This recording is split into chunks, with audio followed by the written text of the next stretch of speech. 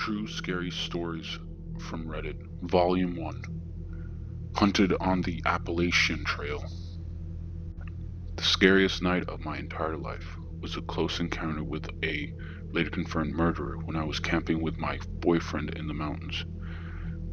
It ended with us running for our lives down the mountain in the pitch black, clutching knives and a hammer for self-protection. It was the end of 2018, our first getaway together as a couple. We went to the Appalachian Trail in Virginia. We were naive. We thought it would be more romantic to camp out as far off the beaten track as possible. We walked really far into the wilderness and got to a spot where nobody passed us all afternoon. We were making s'mores over the campfire after it had just got dark. It was twilight. All of a sudden, my boyfriend, who has 20/20 vision, saw a man approaching us slowly. He was creeping up on us. At first, we thought it was a park ranger coming to tell us to put out our campfire. I began to hide the weed, thinking this was our biggest concern. My boyfriend called out to him, "Hey, can I help you?" We thought it was weird that he didn't have any kind of light on him. He didn't have any camping bag, nothing for camping. Why was he out here so far with no camping gear at night, with no light? He sped up after my boyfriend called out and came right at him. He had this strange look in his eyes. The look was absent, blank, and weird. He didn't answer my boyfriend. He just kept walking right at him. Red flags going off at this point. When my boyfriend realized it wasn't a park ranger, he quickly put his hand in his pocket where he had a concealed knife. He made it clear he had a weapon. It was only after my boyfriend did this that the guy acknowledged us. He said something weird. "Oh, I was just wondering if y'all were having a party." Remember, we were miles away from a single soul, and it was beginning to get dark when he began to approach us slowly without a flashlight. He had no camping gear with him, just a tiny drawstring bag on his back. After he asked us what we were doing, we didn't give him any answers, but asked him what was going on. He didn't answer. We just looked past my boyfriend towards the site. It was windy, so we had put up a tarp to shield ourselves. This also meant that the guy approaching couldn't see how many people were at our site. He asked, "How many people have you got with you?" He began to circle our site to check us out. He asked again if we had any other people with us, and my boyfriend didn't answer. He carried on circling around our camp. Now bear in mind, we had set up our camp on this crazy steep hill.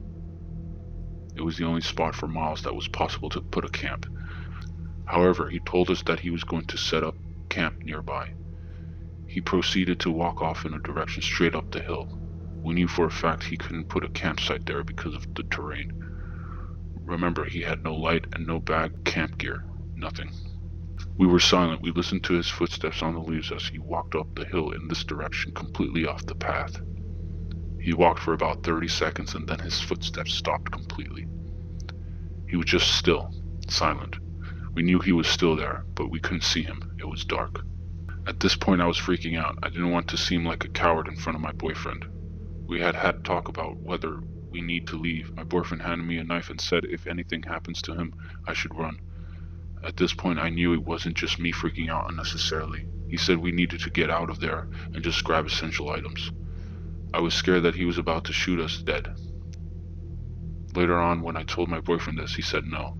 This is the type of guy who would probably prefer to stab his victims to death. We began to walk down the trail in the pitch black with our lights off for at least a mile. My boyfriend looked back to see him staring at one point. He ran behind me to protect me. This experience stuck with me. I still can't think of a rational or non-menacing reasoning why that guy was there that night. I've tried. Now this was at the end of 2018, but my boyfriend, now husband, and I were remembering it last night. I decided to type into Google if there had been any murders in the same place around the same time. There was. A few months after our incident on the same trail, an unhinged man with crazy eyes approached some hikers at twilight as it was getting dark. He behaved in a deranged and aggressive manner before stabbing a man to death with a 17-inch knife. A woman he was with ran for her life down the trail. Finally, she raised her hands in surrender, and he began to stab her. Somehow she managed to get away. The killer carried on wandering the trail and shouted out to other campers to give him a flashlight. They didn't All of these details are the same as the guy who approached us.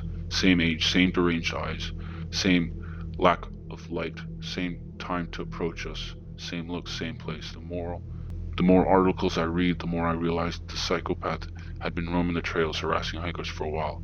A few different people had reported him, not just us. Apparently this erratic and violent psychopath was well known to law enforcement along the Appalachian Trail.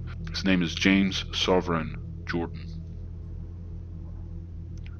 We got lucky, it could have been us.